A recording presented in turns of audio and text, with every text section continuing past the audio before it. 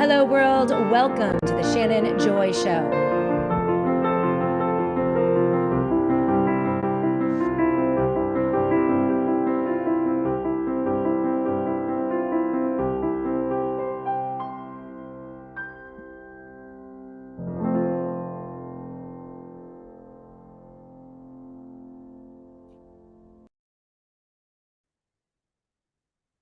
Hello, world, and welcome to the Shannon Joy Show. We're broadcasting live from the Joy Virtual Studio right here in the beautiful Finger Lakes region of New York State. It's so great to be with all of you today. It is Wednesday, March 18th, the epicenter of yet another very busy broadcast week. And I'm glad to be with all of you. We are broadcasting live right here on Rumble. We're live on Facebook, YouTube, Substack, Twitter, every podcast platform you can ever imagine. Of course, we're thankful for our partnership with Spreely TV, live on Roku and Apple TV, and ready to launch yet another show in the chaos that is 2026. It is not disappointing in terms of utter chaos and absolute ridiculousness. And the latest is, you guys see the headline on today's show, what is up with the Bibi Netanyahu deep fakes? One after another. People have not seen neither hair nor hide of Bibi Netanyahu. And it almost seems at this point that they are trolling us, like deep trolling us on this, because the deep fakes are just so obviously deep fakes, right? It seems bizarre. Robin Monotti came out, and I hadn't even thought about this, but as we look at the rise of the technate, the independent city-states that are run by techno-fascists, Gaza is designed to be a technate, and Israel as well. We're going to be talking about that with Patrick Wood next week. He is the founder and CEO of TECHNOCRACY. But as we look to these technates, Robin Monotti with this tweet yesterday made a lot of sense to me. Is Israel now being run by artificial intelligence? It does kind of seem to me as if Israel is on autopilot. And the deep trolling with the deep fakes of Bibi Netanyahu makes you wonder what is really going on. This is what Robin Monotti pushed out yesterday. He said definitively, Israel is the very first AI technocracy. Israel, always in pioneer, in new tech, is now the first pilot country which is effectively led by an AI avatar instead of a real human president.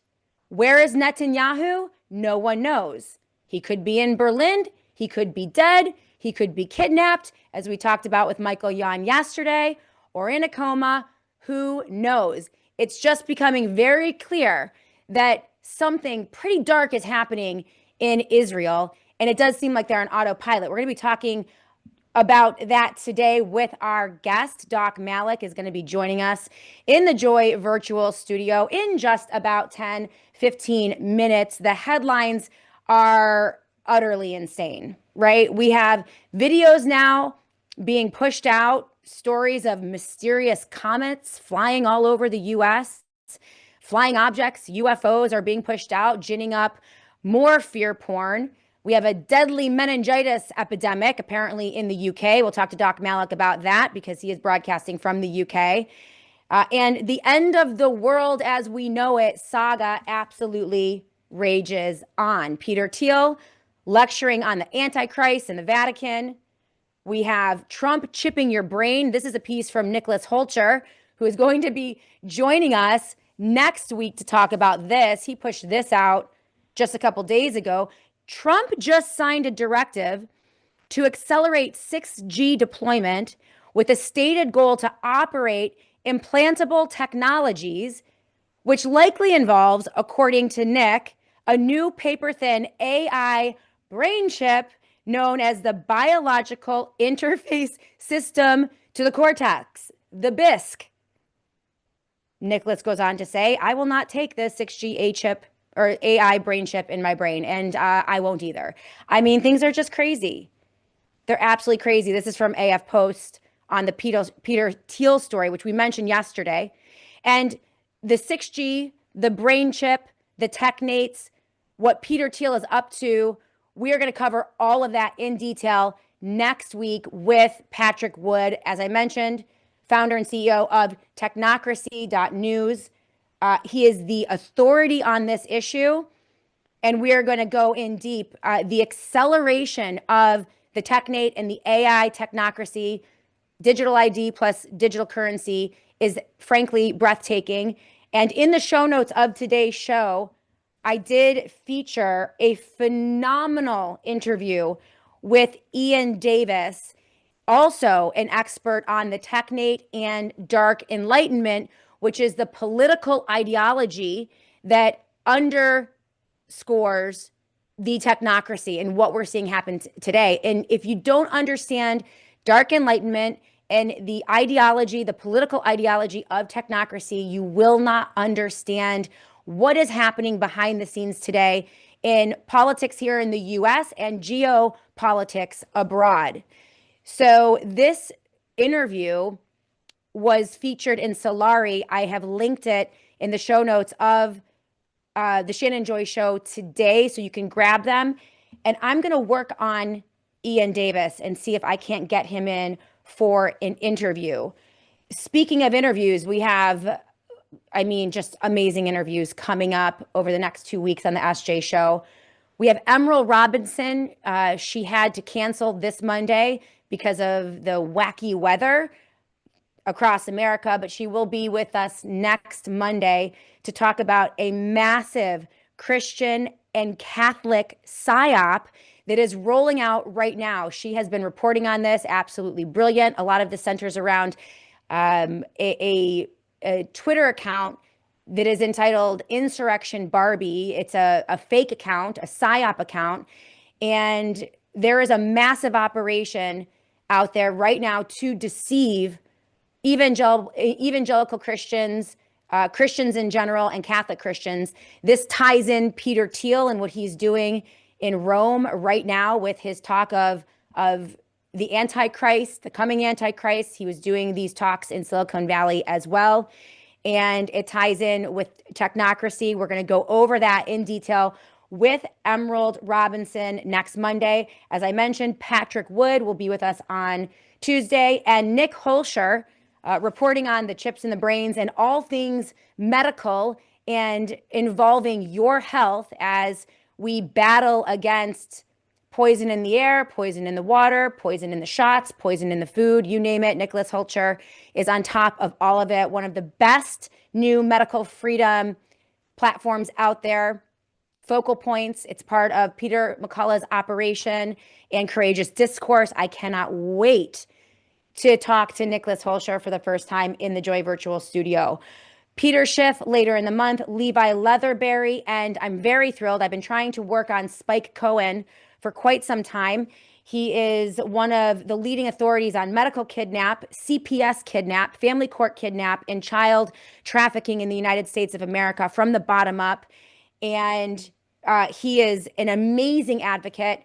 We're going to welcome him in towards the end of the month. So we have just amazing, some of the best in terms of thinkers and independent journalists, purveyors of truth. And we're going to pack it full throughout the rest of March. So I'm really thrilled about that. I do want to mention quickly, we're going to go to the live chat and say hello to all of you. If you guys are on Substack or Twitter, even though I can't see the live chat, Annie Cyrus is producing the show today and she's keeping an eye on all of our live chats, Facebook as well. So if you guys have a question or a comment, you want to link anything, pop it up in those chats and Annie will let me know, and hopefully I can take some of your questions and comments from Twitter and Substack as well. There's also great news. In this first segment, we are going to go over this Wall Street Journal story that I mentioned yesterday about the states now buying up precious metals. They are hedging against economic turmoil globally. They are hedging against the devaluation of the dollar, and they are hedging against our own profligate spending, corrupt tyrannical and psychotic federal government. Nothing good comes from Washington, D.C. Both political parties are completely corrupted, especially at the federal level.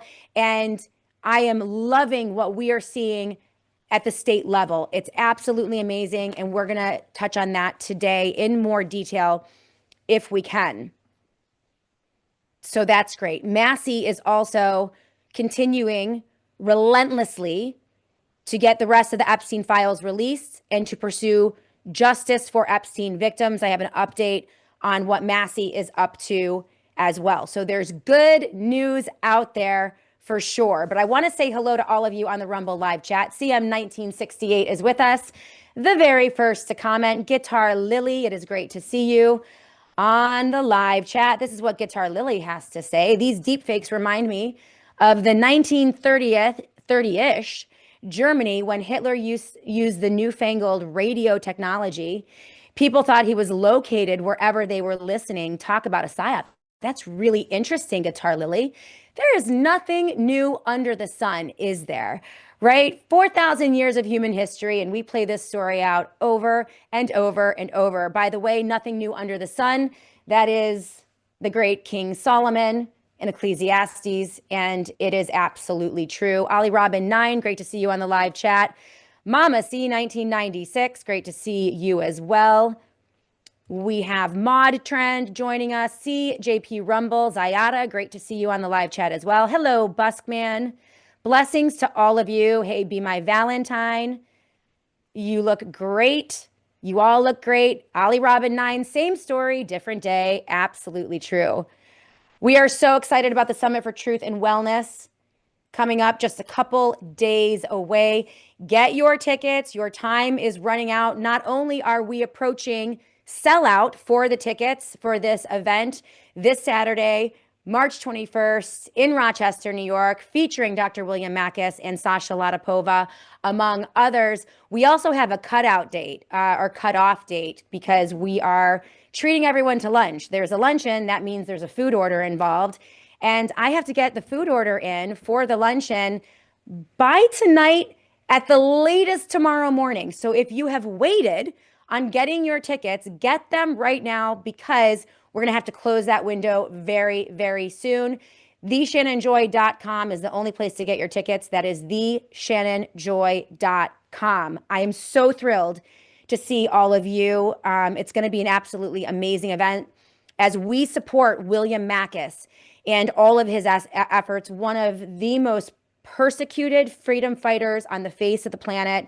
I can't wait to bring him here live to Rochester. Now, we have some good news and bad news about the summit that I want to fill you in on. We're going to be sending an email out to all of our attendees and my email list. Unfortunately, Dr. Mary Talley Bowden had to cancel her appearance at the summit this weekend. Now, the reason is just so good. As you know, Dr. Mary Talley Bowden has won a precinct chair, a local election in her community in Houston, Texas. She's also been appointed to a Senate committee to push a package of medical freedom bills. There are over 100 bills in that package, and included in that package is the removal of the mRNA technologies and the COVID shots from the markets in Texas, a full-scale ban of the mRNA in the great state of Texas. This could be one of the most comprehensive packages of medical freedom bills we have seen in the country or the world. And Dr. Mary Talley Bowden, with this appointment, is in a position to advocate for those bills. What that means is that she has to go into meetings Thursday, Friday, and all day Saturday, 9 to 3 p.m., which means that she can't come to the summit, which I'm so devastated over. But she is in our prayers.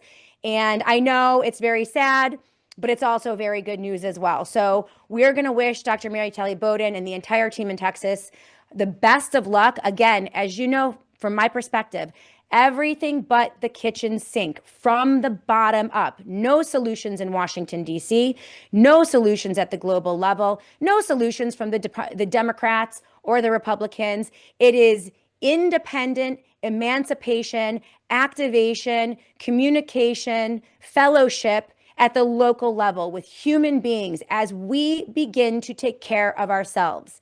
They crash everything on top of us, over our heads, trying to frighten them. We resist by being prepared and fighting back from the bottom up, helping each other. That's all of it. That's the plan, right? Tucker Carlson for president in 2 years, Tom Massey for president in 2 years.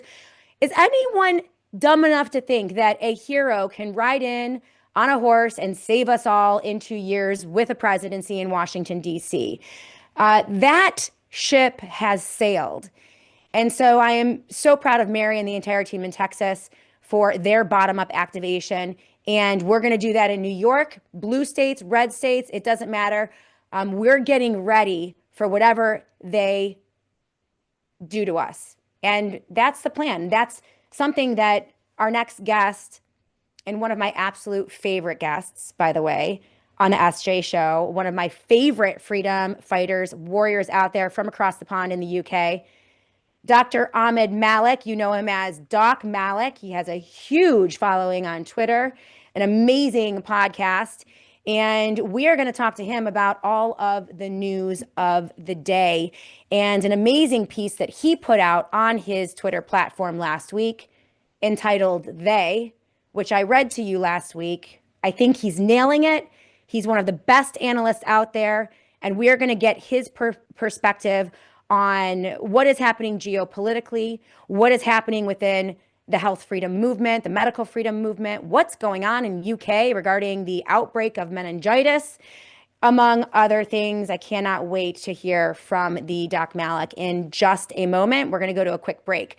But first, remember, theshannonjoy.com, theshannonjoy.com. Get your tickets for the summit. Again, we are very, very, very close to selling out. And as you know, all proceeds after expenses go to Americans for Healthcare Alternatives, a local bottom-up organization that is dedicated to providing New Yorkers and people within the Western and New York area and Finger Lakes region with alternatives to the medical industrial complex. It's an amazing organization. You guys are going to learn about them at the summit. And it's going to be an absolutely great day. So keep it tuned right here. When we come back, without further ado, we're going to bring in Doc Malik and have a very informative and important discussion about all of the chaos, all of the crazy headlines, the deep fakes, the deep trolls, all of the things that are being launched at us, making sense of it with Doc Malik in just a moment here on the Shannon Joy Show. I want to invite you. I would love to meet you. I know that we have the website up for the Summit for Truth and Wellness. We are meeting live here in Rochester, New York on March 21st for a full day. It is the 2026 fourth annual Summit for Truth and Wellness. I will be there live along with Dr. William Makis, a leader in cancer care using ivermectin, fembendazole, membendazole. He has treated over 8,000 patients. He just got his medical license in the state of Florida. He is revolutionizing how cancers are treated. He is curing cancers. We're going to be talking about cancer care, cancer prevention with Dr. William Makis, and we're going to be joined by Dr. Mary Talley Bowden. She's going to be coming up from the great state of Texas to be with us live in Rochester, New York, and also, of course, the amazing Sasha Latapova, among other distinguished guests. We are about halfway to sell out on this summit. So we have about 4 weeks, 5 weeks before the summit. I want to encourage all of you, if you haven't gotten your tickets yet, go ahead and get those tickets because I do anticipate a full sellout. We have limited seating. It's going to be a beautiful morning of presentations, and then we are going to break and have a lovely luncheon afterwards. Plenty of time to meet and greet, to meet the speakers, fellowship, collaborate. It's just going to be an absolutely beautiful event. I love hosting it. And of course, all the proceeds, everything that we earn over the expenses to put the summit together will go to Americans for Healthcare Alternatives, an amazing organization that I have been working with for many years. Their mission is to provide an alternate or an alternative to the medical industrial complex with information, seminars, and they are seeking to build a brick and mortar wellness center right here in Rochester, New York. We want to help them get closer to that goal. I am so proud to be working with Peter Schiff and Schiff Gold in 2026. There is no one that I would trust more to send this audience to in terms of a metals strategy, whether it's your gold and silver physically that you purchase and keep in your home or in a safety deposit box, gold and silver in an IRA, which you can do through Schiff Gold, or even investing in gold mining stocks, which Peter Schiff and his team can also help you with. It is time to get that metals strategy in place. Right now, silver and gold are soaring. Silver is approaching $85 an ounce, while gold is up over $45 an ounce. And people don't see this stopping anytime soon. I know it seems expensive to you, but I don't know that there is a cap to this in the near future. So you can get started now. I want to encourage you guys right now to go to schiffgold.com/joy. That is schiffgold.com/joy. Everything that you need, Peter's analysis, market reports, research reports. You can get plugged into his investment services, physical gold and silver, which we're going to be talking about this month, and also protecting your retirement with a gold or silver IRA. It's all right there at your fingertips on my page, schiffgold.com/joy. Welcome back, everyone, to the Shannon Joy Show. Without further ado, I want to welcome into the Joy Virtual Studio one of my absolute number one faves. A great interview, Dr. Ahmed Malik. You know him as Doc Malik on the Twitter. You can follow him on Twitter at Doc Ahmed Malik, and you can support him at docmalik.com/links/ Doc Malik, welcome to the show. It's so great to have you on again. It's been way too long. How are you doing? Oh, really good, because today the sun is out and I spent most of the time in the garden, and it's just been glorious. One of my favorite scriptures in the Bible, when the people cried out to Jeremiah and they were in exile in Babylon, they were held captive in Babylon, and they're like, what do we do? What do we do? Because the Babylons were, these vicious pagans, and there was, sin everywhere. And he said to them, Jeremiah, talked to God and said, well, this is what God says you should do. Get married, have children, have grandchildren, go out, build houses, plant gardens, spend time outside, do it all over again. Like, basically, when everything's falling apart, you just keep going, you get in the garden. And great wisdom from you, Doc Malik, because we are in some seriously bizarre times. That's an understatement. I mean, it's fun though. It's so crazy. You have to laugh. Okay, and I'm just giggling. We were just talking off air about how we love Robin Monotti, and I really hope he'll come on your show. I'm going to actually pick up the phone and ring him as well afterwards and say, look, get on Shannon's show. Oh, I'm so bad. He's been posting some great stuff, and the latest ones, on the deep fake videos of Netanyahu. I just love it. I love it. Well, I mean, I'm combining the deep fake with the deep troll, because it almost seems like they're trolling us. Like, the videos are so obviously AI. They are so, I don't even know if you can call it a deep fake, because they fooled absolutely no one. And Robin Monotti took it to the next level, which I think is apropos, in asking the question, is Israel being run by artificial intelligence? And that is actually conceivable, given what the techno-fascists and the technocrats, the Peter Thiels, the Elon Musks, everything that they've talked about in terms of where we're going in the future, which is humans are, like cattle slaves and AI runs everything, kind of like a god. Like, you could really see them saying, okay, let's try this out. Let's automate a war. Let's automate a country. Let's automate a presidency or the office of the prime minister and have some avatar running it. What are your thoughts on that? We'll look at some of the deep fakes in a moment. But overall, I I saw his post and I thought, this is not far off from everything they've written about for the past 20, 30 years. Your thoughts? Like, I don't know about that. I really don't. What I can say is if Netanyahu was injured and in a coma or dead, it'd be catastrophic for the Israelis. Like their morale would just sink and the war would be over tomorrow. And they Mm, don't have another right wing, far right, leader that can push forward. And remember, the Israeli society is fractured. This idea that it's just this homogenous group of people and they all want this, like they're all rallied together because nothing unites the people as like a common enemy, right? So if you're mm, at war, then you all come together.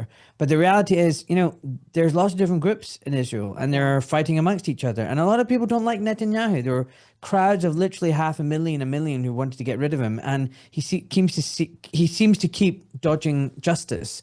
Mm. And he's up to a lot of weird stuff. And, remember Ariel Sharon, another previous Israeli leader?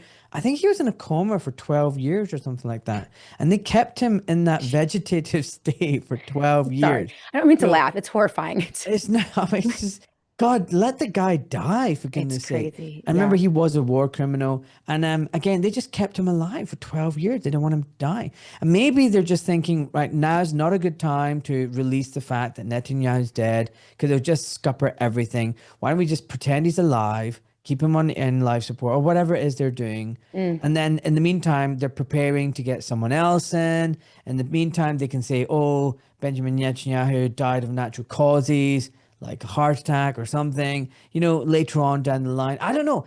One thing I do know is the people at the top, the Israeli government, like all governments, lie Mm. all the freaking time. So Mhm. is this new that they're lying? No. Is he dead for sure? Like, I don't know, but it definitely looks very suspect. I mean, they released videos where he's having coffee and it's just a bit weird, and there's It's very lots of weird. glitches here and there. And then he's at the Security Council meeting, but there's light contrast changes. The grill is different. Everyone's chair is curved. His is straight. I mean, it goes on and on. No one's looking at him.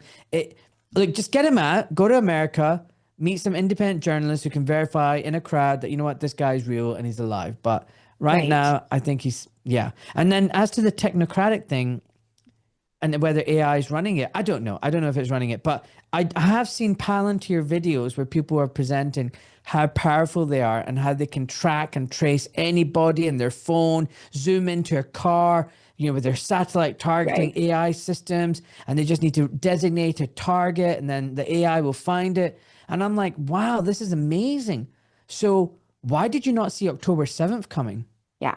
And then why have you not arrested any of the Epstein pedo, child sacrificing, child eating, child trafficking billionaires? Like, you managed to Right. get the mullah halfway across the Right. world. You killed a religious leader of millions of people. Like, imagine killing the Pope tomorrow or the Archbishop of Canterbury, or Mhm. the chief rabbi. I mean, this guy was a religious leader. I don't like any religious leader, but like, you don't go killing other people's religious leaders. It's like, No, but they can no. do that, but they can't find their pedos. Amazing, amazing.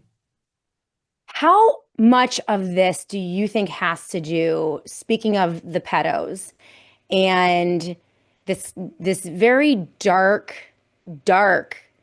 power cabal that seems to be emerging from the release of the Epstein files and all of the horrifying aspects of the Epstein files and the relationship between Jeffrey Epstein and Bill Gates and Peter Thiel and Donald Trump and heads of state, like close relationships, financial relationships, building of financial infrastructures to profit from pandemics and profit from catastrophes and profit from war and all of these things. How much of that, the release of these files, do you think is linked now to the onslaught of fear operations, deep fakes, and psyops? I mean, we have meteors and UFOs, videos all over the internet and social media. We have the meningitis in the UK, the fear ops. We have World War III, nuclear war, global famine, an energy crisis, blackouts across I mean, it's like relentless. This is how I know it's a psyop, right? I know that they are just pummeling people with this right now for some reason. But how much of that do you think is related to the release of the documents, the Epstein documents? And how are you discerning? We'll do this after, but how are you discerning what is real and what is fake? Because people are having a hard time with that right now. That's great. Great questions.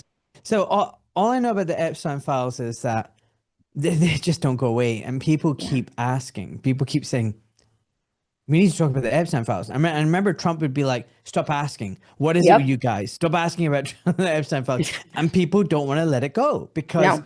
it's horrific. And to be honest, in any sane world, there should be revolutions taking place. There should be people uproar, Yeah. marching on their parliaments, dragging the politicians out, not paying tax, bringing down governments, because that's how powerful the Epstein files disclosure has been. And remember, it's limited. It's not even the full disclosure, and they're Right. redacted, they're withdrawn, we've only seen a snippet of it. And even that snippet is enough to know, we're dealing with a bunch of child eating, child sacrificing, child trafficking pedophiles. You say pedo, I say pedo. Anyway, it doesn't matter. But these people are sick. But most of humanity is just carrying on as it is, and it just goes to show you what a sad state humanity is in. That we're being run by these really horrible, horrible people, and we still pay our taxes and we still follow and listen to what they tell us to do. Like we should be saying, no freaking way are Yeah. you in any position to rule over us. But like I saw a graph, and I don't know how accurate it was, but there was a lot of searches when it came to Epstein files on the internet. And Right. then boom, it dropped the moment the Iran war happened. Like boom, it Hmm. disappeared. Like no one's talking about that anymore.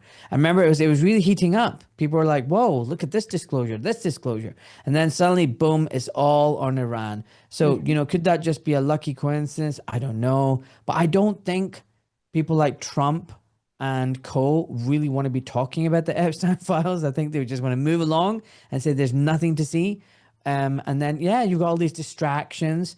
But I think they're also very clever. They're also very stupid. But everything they do is multifactorial. Yes. And this war against Iran, I don't know if it's theater, pantomime. It looks pretty real right now. Hmm. But whether it's pantomime or real, the consequences are still the same. You're going to have the Strait of Hormuz problem. You're going to have gas and oil shortages. You're going to have fertilizer problems. Right now, Israel and America are bombing the South Pars field, which is a large gas facility of Iran, something like 90%. But that gas is used to make urea and then ammonia and nitrogen, fertilizer. So now it's planting season. So if that's not happening and this isn't being shipped around, you're going to have famine in 6 months' time around the Western world. Okay, so this is real. And I think they love that. I think they want that. These Hmm. same evil people who hate humanity, who think that, we're bottom feeders, mouth eaters, and, useless eaters, and they want to depopulate us, they don't care. So famine and financial crisis, energy lockdowns, they love lockdowns. These are all things that they might be planning on. And then also switching the economy, this zombie fiat usury system that's coming to an end, maybe transition it over to their digital currency. So I don't know. I just feel like they've always got multiple gains. They always have so many things. Like COVID. COVID wasn't just one thing. It wasn't just pushing mRNA jabs for big Right. pharma. It wasn't just depopulation. It was multiple things, including financial. So follow the money. Mm. It's absolutely true. It all links together. And you are reiterating some of the themes that we have seen here on the SJ show from recent guests. We had Michael Yanin yesterday, who is reiterating your statements, Catherine Austin Fitz, obviously, Courtney Turner, and Patrick Wood. The message is getting out that there is something very wrong. And one of your statements, as you began, regarding this idea that we should be enraged about what they are doing to us and what they want to do to us. They are blatant, it seems, at this point in their plans. They don't even try with the deepfakes or the psyops. They reuse the old scripts. And it seems as if the culture at large, and humanity itself, especially in Western democracies, it seems like we've been groomed to abused and groomed, right? To just accept that we are ruled by vicious, horrifying, malignant, vile predators. It's almost as if they want us to know that they're in charge and they can do anything they want to our bodies. This is why I was so against reelecting Donald Trump. This is why I raged against the entirety of the medical freedom community and MAHA against aligning with Donald Trump, because you're essentially, it's Stockholm syndrome. You are accepting what was done to you. It just horrified me. What do you think in terms of that psychological grooming, and how do we break free from it, or break people free from it? Because it's just so wrong. Bingo. I've literally got a book here next to me. Okay. Okay. I'm going to read it out to you. This is your next guest. I'm going to get her on your show. Okay. This is Meredith Miller. She's been on my podcast 3 times now. And the book is titled How to Prevent Stockholm Syndrome and Transcend Darkness in Your Life and Relationships, Becoming Whole. And what she talks about is how not just personal relationships, although of course that's part of it. She interweaves the whole COVID narrative and how the government and the institutions abused all of us. And then she draws the parallels with domestic abuse. And then she says it can be institutional, workplace, whatever. The abuse system, like you said, has its certain paths that it follows, processes, A, B, C, D, E. And she lays it all out. And, and the Stockholm syndrome is what you just talked about. And it's about trauma bonding. The victim is bonded to their abuser and they cannot break free. And there's processes. For example, you isolate your target. Remember isolation, social distancing. So you isolate your target, you fawn them, you tell them that they're in existential danger, that they're the only person that can save you. You can't talk to your family, your friends, or whatever.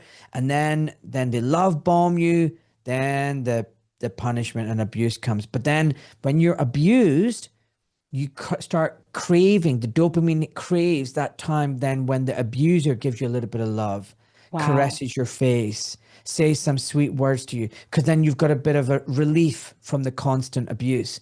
And then that's what happens as a society as a whole as well. We get constantly abused by our government, then we get a little bit of relief, we get time to take our breath back, energized, forget about the pain, and then boom, they can come back to us again. And then all we want to do is please the abuser. Oh no, please, I'll be a good citizen. I'll do what you told me. I'll follow the rules. Please stop it now. And this is very important. People need to understand the psychology at play, because they use behavioral psychologists and people to manipulate us every single freaking day, whether it's on the TV, the news, the cinema, the radio. I mean, just watch Jason Christoph's Planet Mind Control. We live on a planet mind control where the authorities and the companies and the corporations and the globalists are constantly waging war in your mind, for your mind.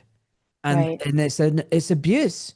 And that's the only way you can now look at why the population isn't reacting the way it should be, why it isn't saying, this is unbelievable. Who's ruling over us? This is these criminals. How dare they? We should be pitchforks, but we've been pacified. We're so docile compared to just even 200-300 years ago. I mean, they had fire in their belly.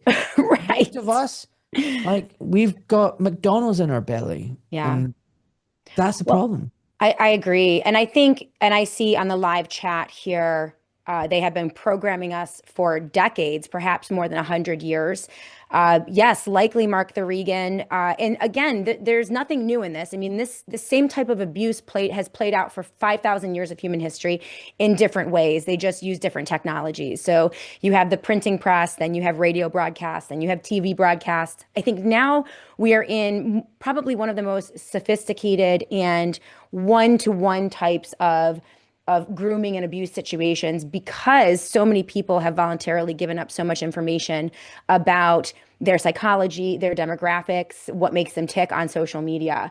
And so here we have 10 years of social media, building the avatar of every individual, figuring out how you tick, and then delivering back to you in a very personalized way using messaging that makes sense to you and wording that makes sense to you, which makes it very difficult to process. I mean, this is why, Doc, when I go onto social media, first of all, I limit social media heavily in my own life. And I'm talking with my family about doing that as well. And they're beginning to understand. My kids are beginning to understand this. My husband's beginning to understand it.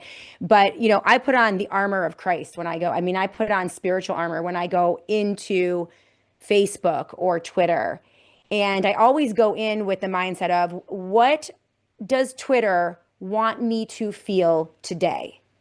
And that is the way, and I use that for any type of social media because it's very vicious and evil what they're doing. I have found that that has worked. Do you have any, you know, tricks of the trade that you use or anything that you can, you know, give to the audience in terms of trying to guard their minds and their hearts from things like that?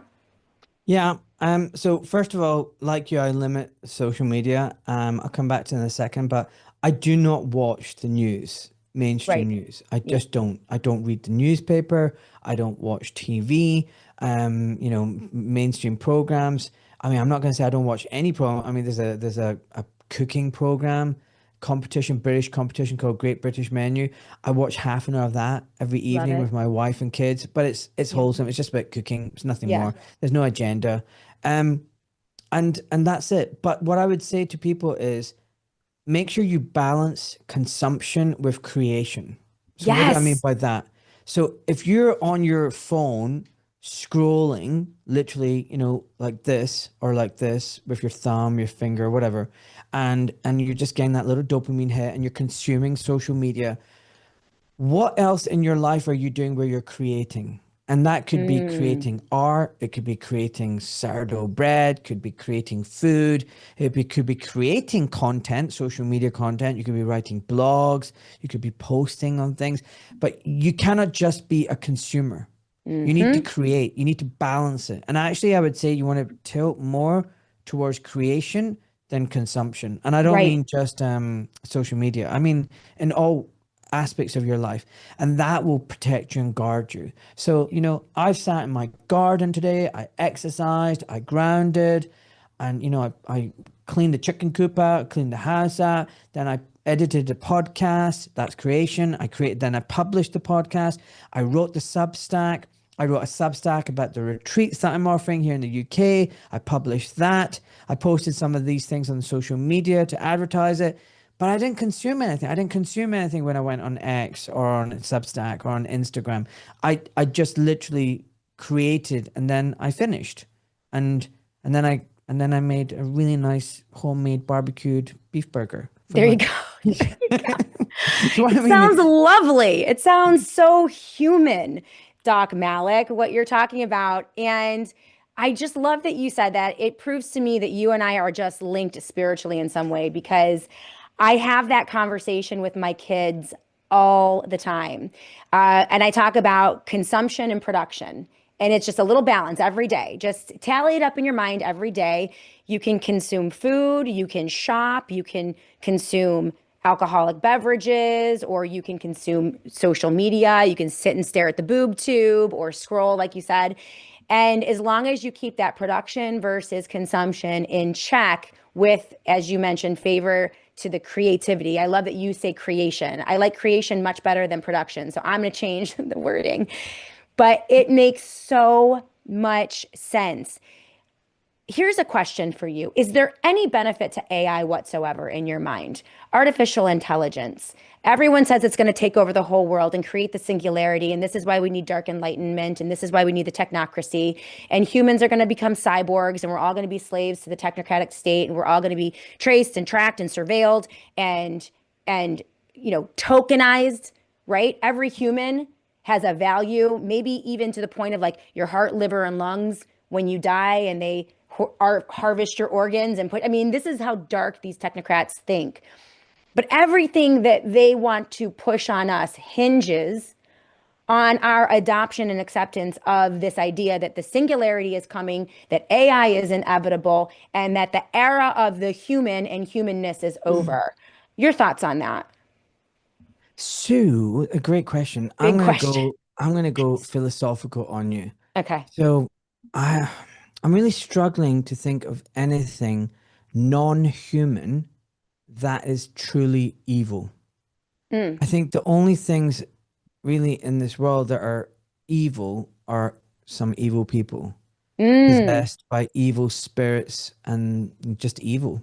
Yeah. For example, a gun and a round, a bullet round, they're not evil, but wielded by a psychopath murderer, it can do great evil.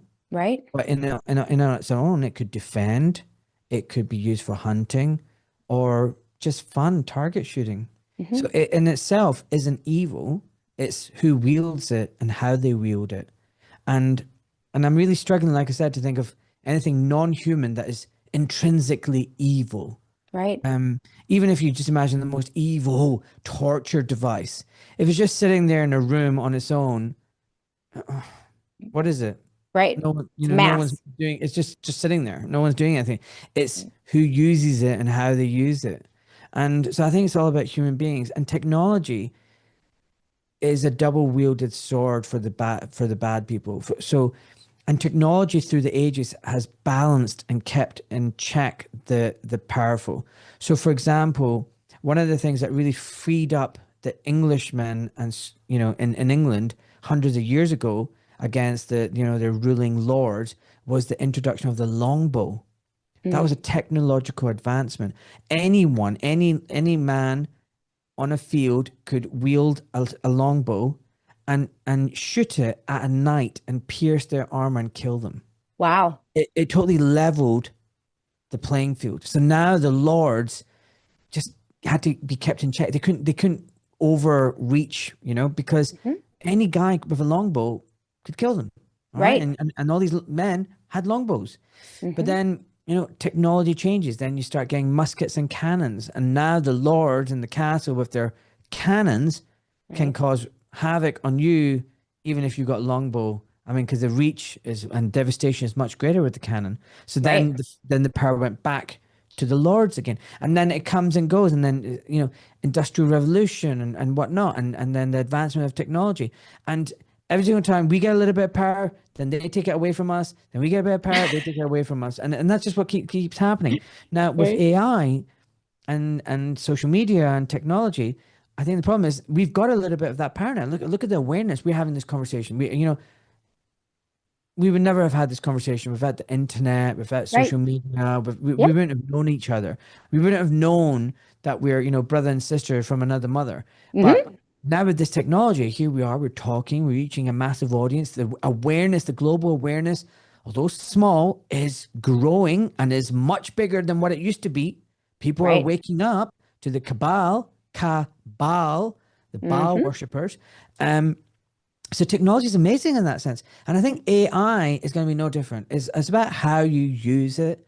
But right now the problem is it's held and controlled by a lot of really bad people who are Right. harvesting our data and are creating profiles on us, how we think, what we do, so that they can just, yeah, like I said, create this digital profile.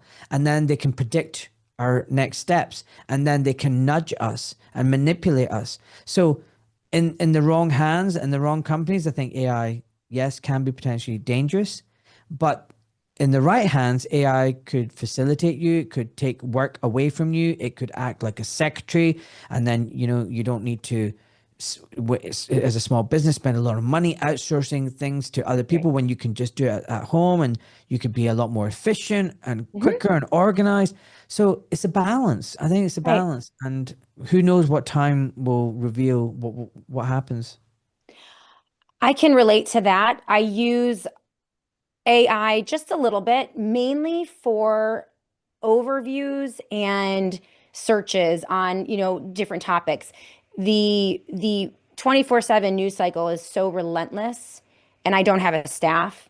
So it's hard to keep up with everyone's like, Shannon, what do you think about this? Shannon, what do you think about that? I found AI to be a great tool for research and overview and sources right at the bottom. And so I've used AI for that, which has been pretty great. I don't use AI to write. And that's pretty much it. I mean, I would say that AI has served a purpose in about 15% of my operations. The rest is very human. And in some cases, AI is a waste of time and it ends up creating more problems. You know, I would love to pay extra money, Doc Malik, to patronize businesses that had all human beings answering phones and humans to interact with in the purchasing of goods and services. You don't know what kind of premium I would pay to have an airline that actually answered the phone when you called, right? You don't know what I would pay. I would pay a premium for a dumb car, a dumb washing machine, a dumb refrigerator, something that is just mechanically sound, that is going to last for 20 years and like with a little bit of maintenance. Like all of that is being suppressed because it seems as if they're pushing this doctrine of inevitability. Like there's only one path, and that is AI dominance, the singularity, no freedoms for everyone, when there are so many ingenious ideas out there about food production and distribution and energy production and distribution, automobiles. Like, I mean, I think that there's a demand for it. People are getting really freaked out by AI, by the way. Like freaked I out. agree. I agree. And do you know, I think it's crazy and insane how all the problems are like globally the same. Like you're out there in the States, and you're describing the same problems that I've got. Like I Right. want to pick up the phone and speak to someone who speaks English. I don't want to speak to someone from India. I really Mhm. don't. I don't want to spend. And why is it I'm on the phone for half an hour before I get to speak to anyone, and then they're in India, and then they can't really deal with my call. Then they Yeah. transfer it to a British agent, and then the British agent deals with it, and it's taken like 55 minutes. Like, why have I spent Horrible. 55 minutes of my life doing that? Why in 2026 does that have to happen? Why can't Right. it be so much more streamlined and easy? Right. You just ring, someone picks up, and they answer. Why are all the banks closed down? Why can't I just go to my bank in my high street? Why are there no more banks in the high street? Why Mm. is everything regressing? You know, it just Right. everything's harder and Right. inconvenient. Like, where's the customer service? You know, None. ring up your airline. Oh, hi. Oh, you want tickets? Okay, let me know. And someone friendly at the end of the phone, quickly. Why is it so complicated? Why Right. all these different numbers and all these different, just, it doesn't make sense to me how Yeah. this is called progress. And it's funny, I did a podcast with someone called Janice Plavins, who's a filmmaker, a lawyer from Latvia in Eastern Europe, one of the Baltic countries. He's done a documentary called Genocide in a Suit. And he Hmm. talks about what it's like in Latvia. And oh my God, I couldn't believe it. Like thousands of miles away, they have the same problems that we have. Like you want to transfer money to your own account from one bank account to another, and they say it's denied. Oh, you need to ring us up because it might be a scam or you might be doing some counterfeiting or whatever. And you're like, financial fraud. And you're like, I'm just sending money to myself. And it's not even much. Like, why can't I Right. send money from my bank account to my other bank account? And you have Right. to ring them up. You have to explain who you are. You have to prove your identity. You have to verify your identity. And they keep asking, has anyone forced you to do this? And, you know, all this nonsense. And they're doing it in Latvia. They're doing it in Canada. They're doing it in America, Australia. They're doing it everywhere. And all these problems are the same. It's not just the banking, there are all these regulations, all these stipulations to make the little man, the little person's life misery. The small So businesses are true. being crunched, the medium sized businesses are being crunched. And you know who's not getting crunched? The big multinationals, the Mm. Amazons, the Microsofts. You know, they don't, this doesn't touch them. And I think, again, part of it is to just destroy our soul, our energy, to distract us from the tyranny that's taking place so Hmm. that we can never look up and fight off our oppressors. I mean, we're also taxed to the max. So Right. that Not again, just taxes. Let's explain that too. The government levies taxes, which we pay, income taxes, sales taxes, you name it. There is the inflation tax. Inflation is a government tax. It is the devaluation of our currencies. It is the most insidious, deceitful, and horrifying tax that they can level. Inflation has been crushing us. We have tariff taxes, which also create higher prices. And now because of the actions in Iran and the closure of very critical straits, the Straits of Hormuz, among others that they're targeting, we're going to have new taxes. We can call them war taxes because everything is going to become more expensive. Food, because of the fertilizers and what you mentioned about the closing of the Straits of Hormuz, and so they're just pummeling us. One thing after another, and it's terrible.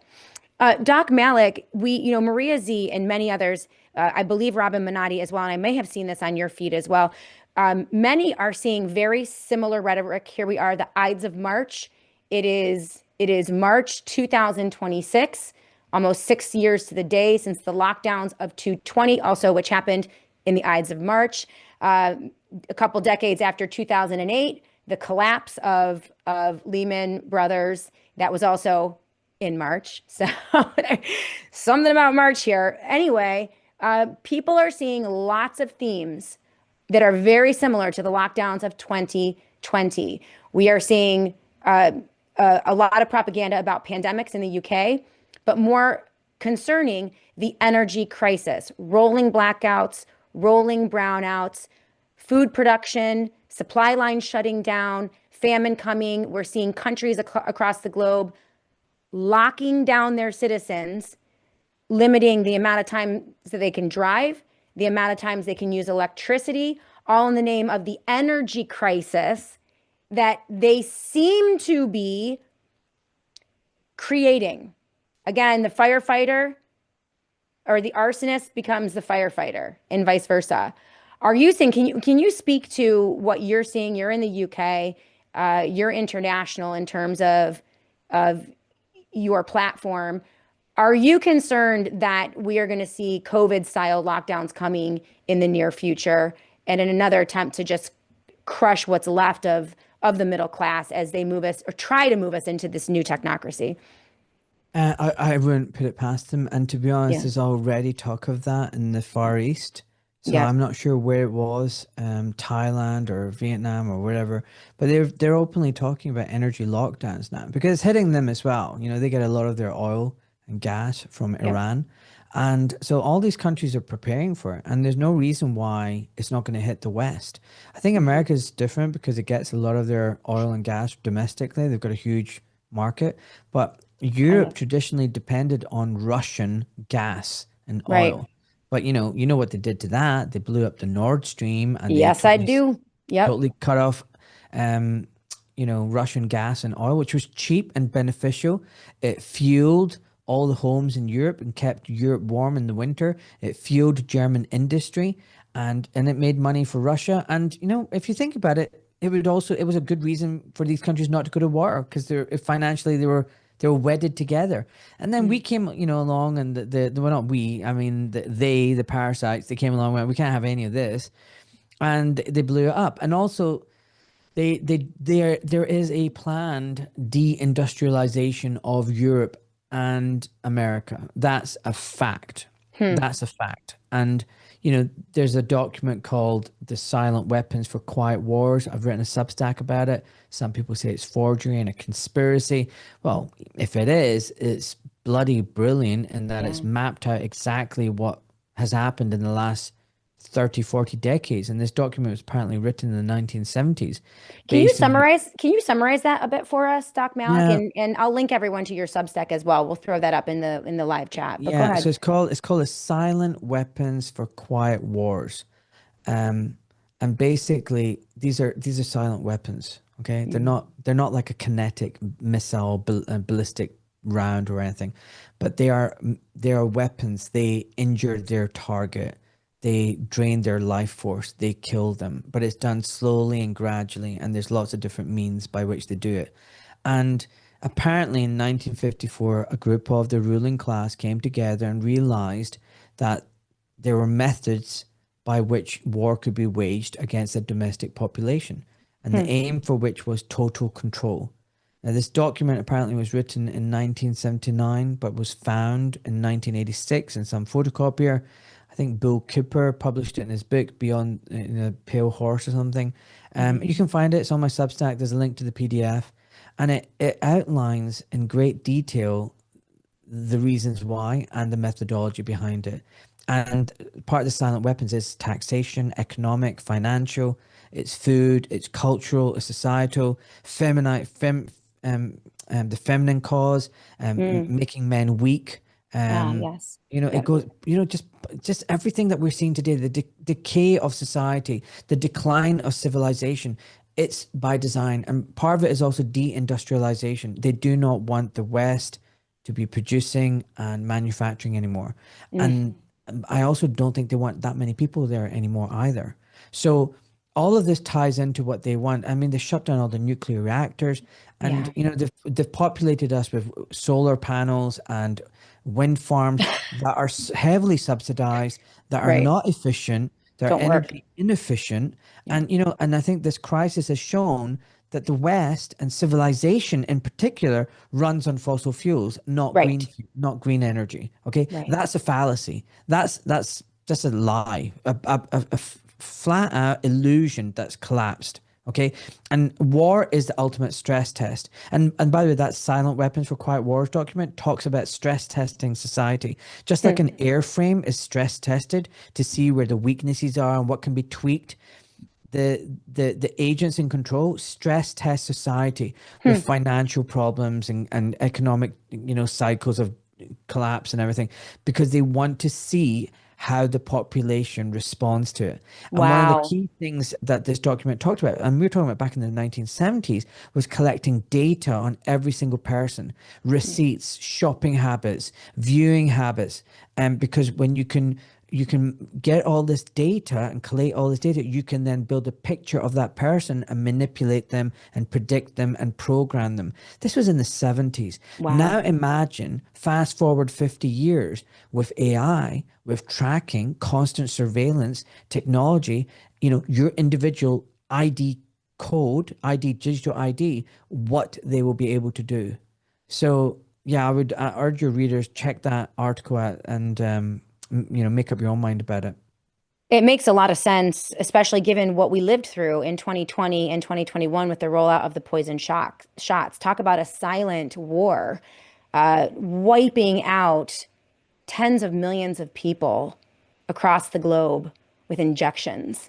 I mean, it's horrifying. One of the things that gives me a lot of hope, Doc Malik, there was a recent poll that revealed 56, I think, percent of Americans now believe that the COVID shots injured people and injured them in very devastating ways, which, to your point about people waking up, you know, I think that we are at a point now when you look at the absolute demolition of the MAGA Maha coalition that supported Trump. I mean, I don't think in my life I have ever seen poll numbers and sentiment drop so quickly about a human being, a president, than what we have witnessed in the past 2 weeks. And it's requiring them. I mean, you can see how they move assets around, right? The asset Trump, they need to move out now. He's done. He's out.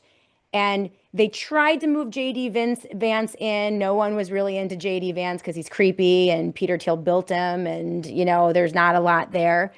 So now it's the big Tucker Carlson thing. Polymarket came out with, look at this poll. By the way, Polymarket, I believe, is a fake ass psyop. It is used to drive sentiment. It's basically online betting service that is acting as an oracle or Nostradamus about what's coming. And they're like, oh, 56% of people think that Tucker Carlson is going to be the next president. So now everyone's like, I don't oh, know what polymarket is.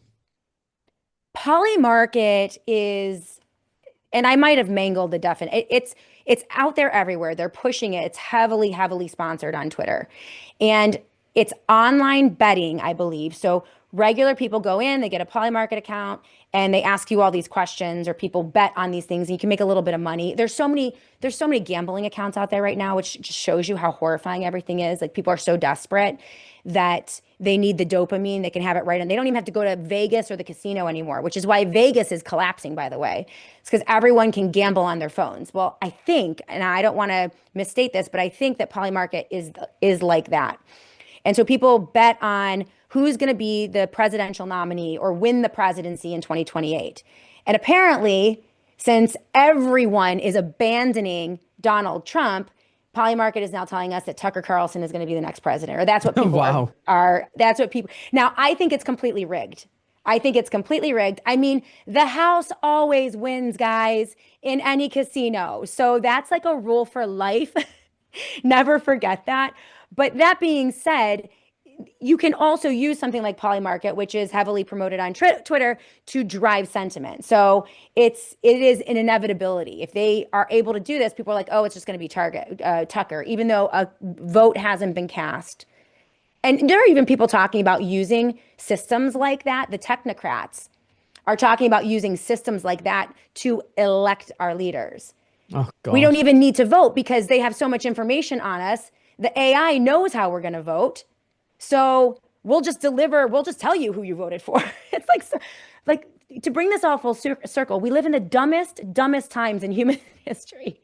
And like, you just cannot make it up. But the good news is, my point here though, is that they have to move these assets around. I think that Tucker is an asset. I don't think that he's a free agent. I think he's part of the system. That's just my opinion. People disagree with me. He's But very good though. he's good. No, listen, he's right on 99% of the things most of the time. But it's like these critical things that really matter. Like Tucker drove to Mar-a-Lago to convince Trump to lock down in the weeks before the lockdowns of 2020. Like literally went to have a face-to-face with Trump to tell him everyone was going to die. Your legacy is going to be ruined. We're all going to die from the pandemic. And then Tucker emerges like a year and a half later as like somehow against the lockdowns. I mean, when it matters, these people don't show up. And Tucker was right there advising everyone to vote for Trump again. The guy who did it to us in the first place. Yeah, yeah, You yeah. know, so there are certain poison pills with all of these people that I just can't get over personally. It doesn't mean they might not get some things right and I won't use them, but I don't fully trust them. But I am heartened by the fact that it's moving so fast. To me, it shows desperation. Like, no one's buying Trump. It's over. Trump's over. MAGA's done. No one's buying Vance in this like kind of faux election. And, you know, we'll see what happens with Tucker as we move through this. But what gives you, I mean, this idea of waking up really resonates with me. And it resonated, your piece where, you know, entitled They, that you pushed out last week, which reminded me that I have to have you back on the show. And we have only about 5 minutes left. I know you have a 1:30 hard out, so I want to respect your time. It's just because I need to make tea for the kids. Otherwise Kids. they'll be knocking at the door. Daddy, we're hungry. So it's Absolutely precious. 10, 9, and 7, the ages it's of Doc's kids, by the way. yeah, The it's most chicken. precious, innocent time ever, ever, ever. I have big ones. I have big kids, and they're amazing. But that And innocence. I get them to help. I get them to help. We're making chicken schnitzel burgers. Let's So go. we make a little wee, you know, assembly line. The little one bashes the chicken because he likes that. Then he coats it in the flour. Then the middle one puts it in the egg, and then, you know, with the breadcrumbs. And then the other one adds the parmesan and then fries Very it. sweet. So, you know, there's a nice little conveyor belt. The Right? sweetest thing ever. And this is why we do this, right, Doc? This is what we were talking about before you came on. 100%.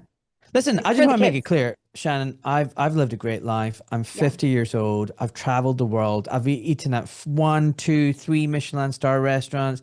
I've done Wow. so much. I've pretty much done everything I wanted to do. Yeah. Okay, so if I died tomorrow, I'd be quite happy. Like in Same. the sense that I've achieved everything. Now, I'm not saying I'm having suicidal thoughts. I I want to know die you're tomorrow, but I've lived a great life. You know, I'm not the absolutely. kind of guy who wants a big car and a flash house and a mistress. No, I'm quite happy the way things are.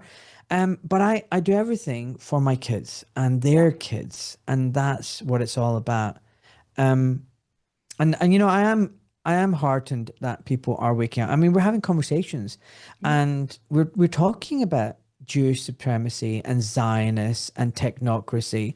And the reason why I wrote that post about they is it's not the Jews, you know, it's but the people at the top are like Etienne de la Boetie, number 2. He's a Substack writer. His name is Howard Lichtman. He's a Jewish guy. He said on my podcast, look, there is currently a Jewish mafia, transnational gang who Sure. are at the top of everything. That doesn't mean that it's all Jews. No, it's just like saying all the Italian mafia. That's every Italian out there is a mafia. No, of Right. course not.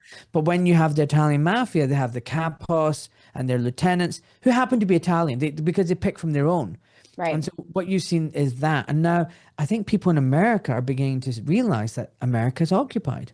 Yeah. America is occupied. All their leaders are compromised, Yep. complicit, captured in some way, including little Trumpy. And Yep.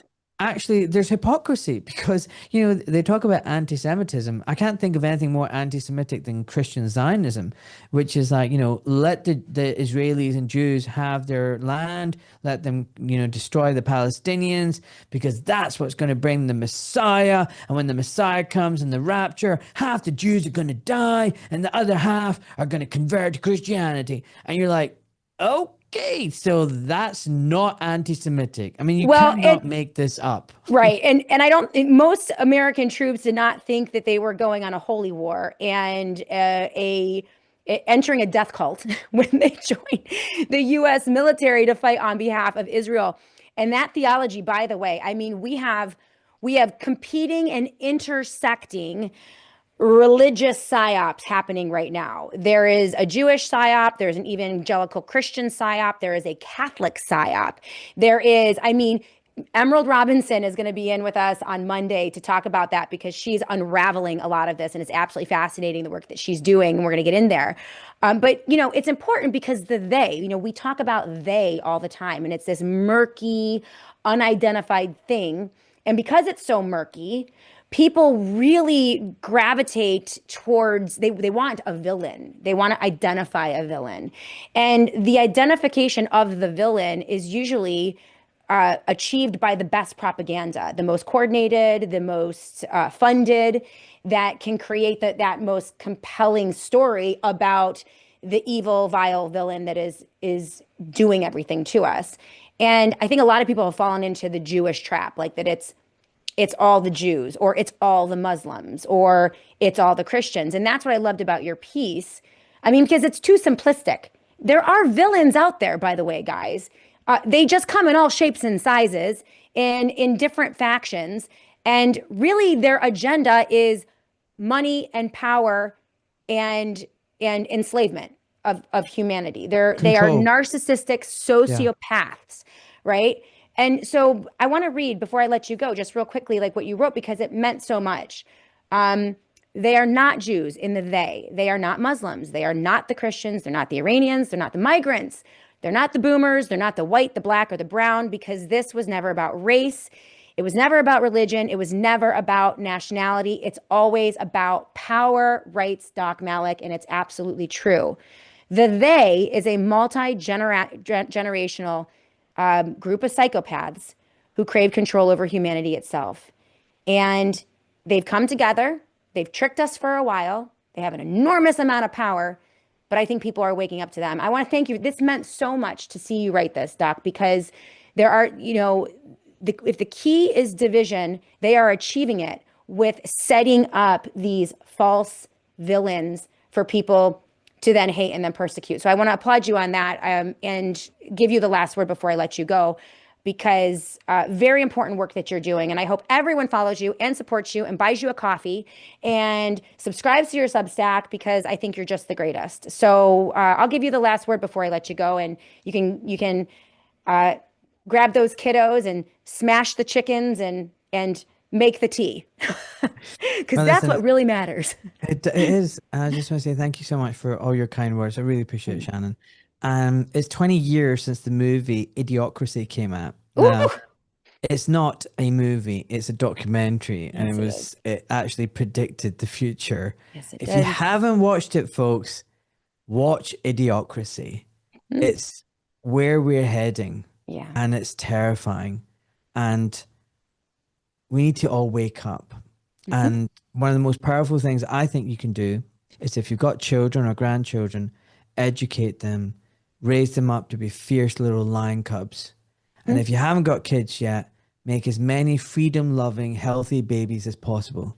Let's So they go. over here they say, "Oh, we're getting invaded by migrants. All these brown people are coming." Well then, what I would say is, if you're white, have kids. That's right. The number of white people that I know who have one kid or say they don't want to have kids because, oh, there's too many people on the planet. Oh, I want to go on holiday. Oh, I want a fancy car. Oh, kids are too expensive. Well, then what do you think is going to happen? Right. You know, Right. have the biggest act of resistance is being as fit and as healthy as possible and having as many fit and healthy, unvaccinated, freedom-loving babies as possible. And that's where I'll Go. end. Let's go. Doc Malik, always, always a pleasure to talk to you. Thank you so much for being with us today. Make sure that you follow Doc on Twitter. His handle is at Doc Ahmed Malik. It is linked in the show notes of today's show. And from there, you can find his website where you can find his podcast and everything that he does. Really, really great stuff. I want to have you come back and talk about your connection retreat because we didn't get there, but I just think that that is the coolest thing. So we'll have you on again, like hopefully sooner rather than later, Doc. Okay. Thank you. Thank you All very right. much. Have a wonderful day. You too. Bye. All right, guys, we still have a little bit of show left to go. And I did promise you that we were going to look at this headline from the Wall Street Journal. Speaking of resisting and fighting back, the states in the United States of America are now making moves. And, there's also legislation happening. There's a lot going on as it appears the states are preparing to hedge against the chaos of the federal government, our own federal government, the devaluation of the dollar, and global turmoil. They're doing it with gold, but they can do it in a million other ways as well. And that's why this piece is so important. The Wall Street Journal, with this headline, more states are now looking to precious metals to guard against economic calamity. And it's a great piece. We're going to talk about that when we come back. And I want to hear from you. If you're on Substack, on Facebook or Twitter, Annie is checking out those chats. If you have comments or questions, please throw them in there so I can see you. And we'll also go to the live chat here on Rumble when we come back. Mark the Regan, I agree with you. This guy is a really, really, really good guest. I told you, Doc Malik is one of my all-time #1 favorites ever in terms of guests on the SJ show. He is a brother from another mother. We are spiritually connected, I think, sometimes. And he has this amazing ability to talk about the things that are very real and very scary, but also put it in context so that people are not frightened or feel fearful, but emerge feeling more powerful. I feel more powerful after talking to Doc. And I agree with you. Laughter is the best medicine. We can laugh with him as well. Really great stuff. We will be back in a moment to talk about that and more right here on the SJ Show. Hey, everyone. I just want to take a moment to thank one of my longtime friends, associates, my financial advisor, and a beloved sponsor of the Shannon Joy Show, Don Polano over at PCM and Associates.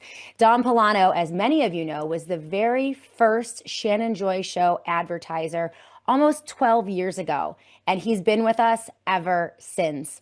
I trust Don Polano. He manages some of my assets and my retirement fund, and he's offering his services to all of you.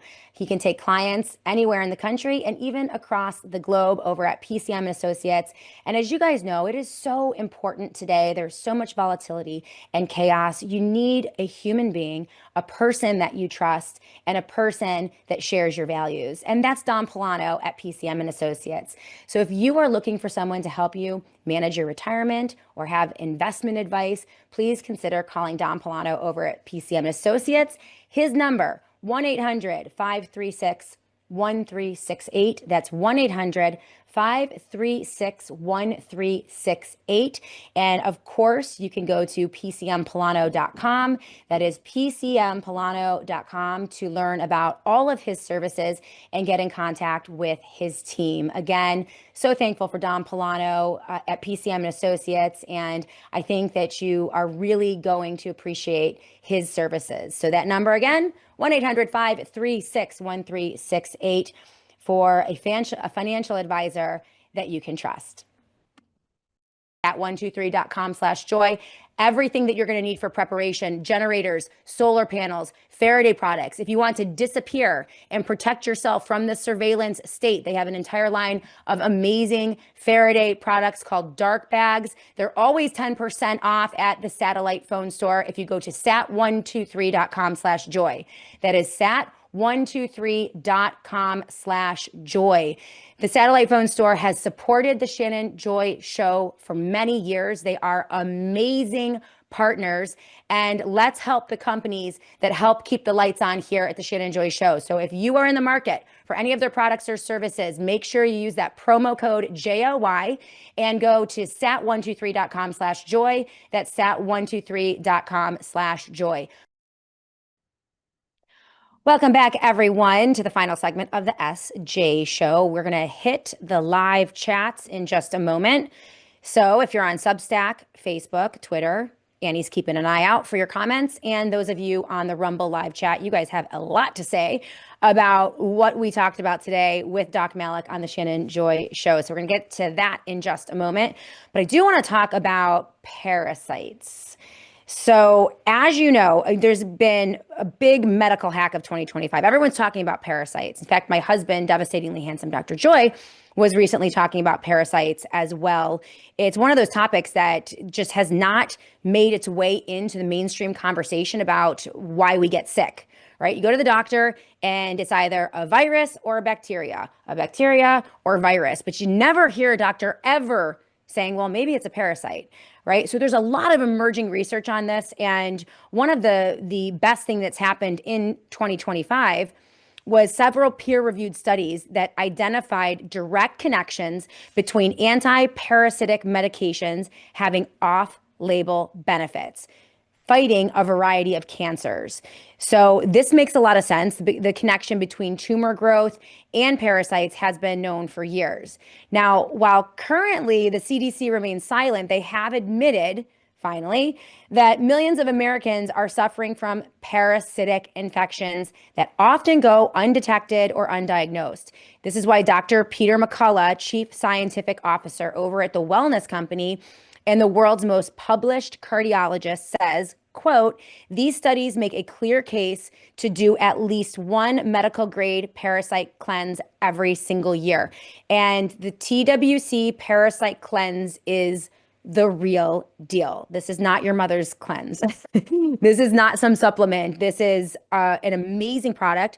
It is the Wellness Company's proprietary USA compounded ivermectin plus mebendazole. It is a doctor-prescribed gold standard combination dose, and it's designed to help the body eliminate parasites plus a lot of other incredible benefits. Each bottle contains 90 capsules, and it's enough to complete a 21-day cleanse.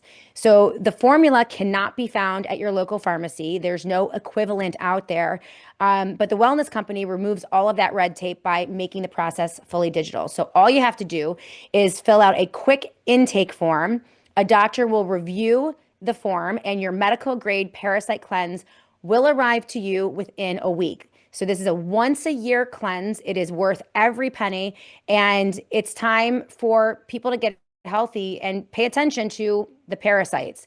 So head to twc.health/joy right now. twc.health/joy. That is my landing page.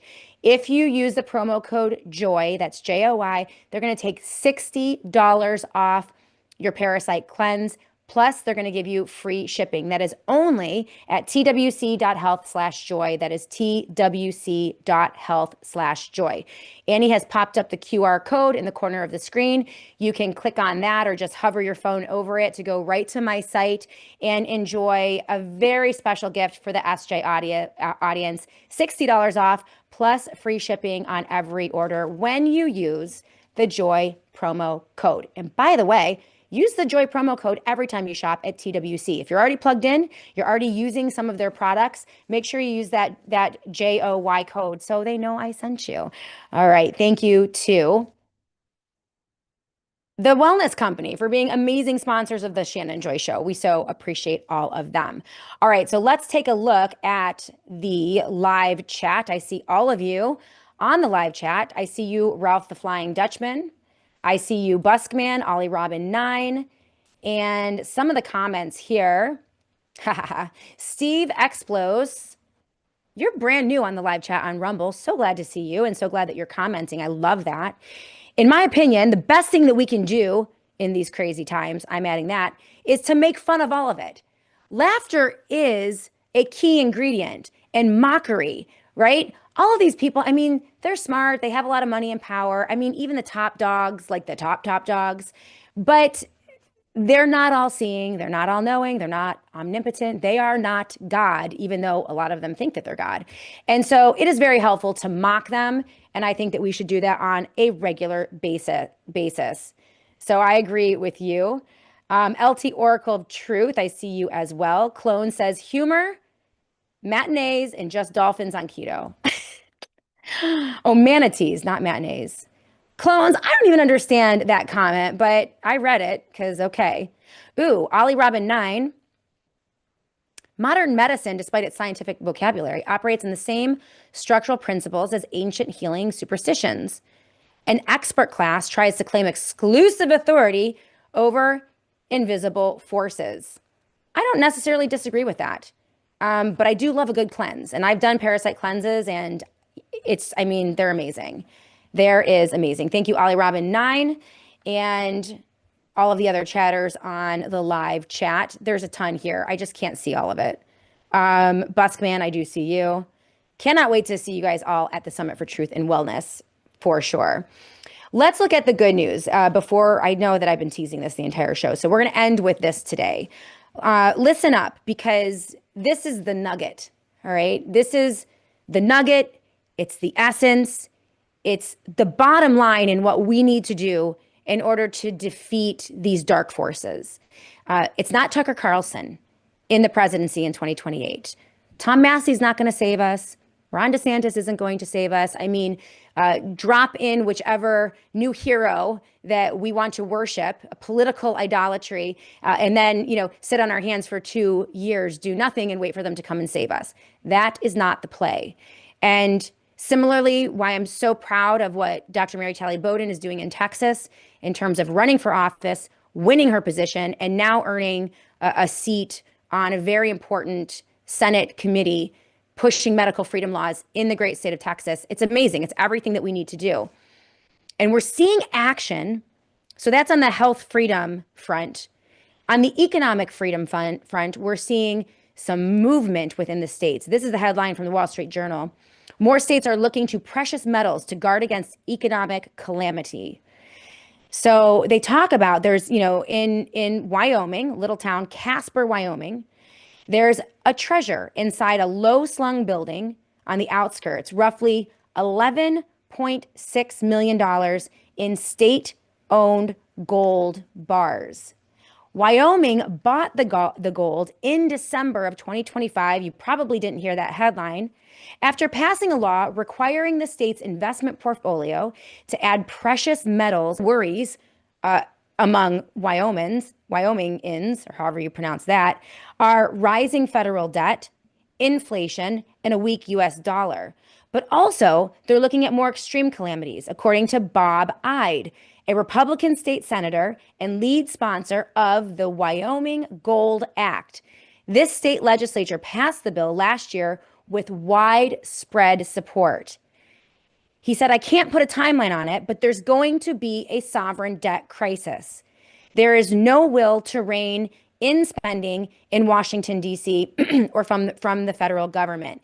So the states are taking this up on their own, mirroring similar actions that have happened in the state of Florida. We reported on the move to create a state sovereign bank in the state of Florida, and also a move to make gold and silver legal tender, which means it can be tokenized, which in this case, tokenization would be a good thing. And people would actually be able to use gold and silver to buy things, to transact, to buy a loaf of bread, to buy a gallon of milk, right?